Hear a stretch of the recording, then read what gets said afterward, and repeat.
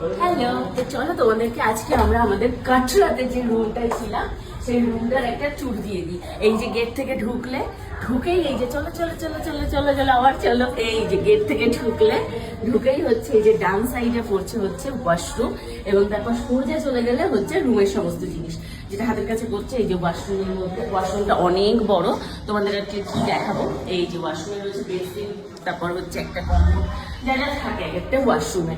তারপর চলে আসলাম, তারপর হচ্ছে ঢুকে এই যে ডান সাইডে বেড, যেটা অগোছালো হয়ে গেছে কারণ আজকে আমরা বেরিয়ে যাব। তো এই বেডের পেছনটাও বেশ সুন্দর, এবং দুই সাইডে রয়েছে দুটো হচ্ছে বেড সাইড টেবিল। দেখিয়ে দিয়েছে তো সবাইকে, দুটো বেড সাইড টেবিলের পাশেই রয়েছে হচ্ছে এখানে এবং একটা সোফা এবং একটা টেবিল, যার সামনে মানে আমরা বসে খেতে পারবো। এবং এই যে বা সাইডেই রয়েছে হচ্ছে একটা, এই দেখ একটা মিরর রয়েছে, এবং তার সামনে রেখে এই যে সাজগোজ করার জন্য সেট আপ রয়েছে। এবং এই দেখো এখানে রয়েছে একটা ক্যাবিনেট টাইপের, যার যার জিনিসপত্র এখানে এনে রাখতে পারবে। এবং এইখানে রয়েছে হচ্ছে একটা টিভি, আর কি আছে, এসি তো আছেই, আর তাছাড়া রয়েছে এইরকম সুন্দর এই যে একটা ভিউ, মনোরম একটা ভিউ, এবং পুরো একটা এই যে গ্লাস উইন্ডো। আর তার সাথে এই যে পাশেই রয়েছে আমাদের এই রুমটার একদম পাশের রুমেই রয়েছে হচ্ছে দিদিদের রুম। এই রুম থেকে এই রুমে যাওয়ার একটা গুপ্ত রাস্তা আছে। এই দেখো গুপ্ত রাস্তাটা দেখো,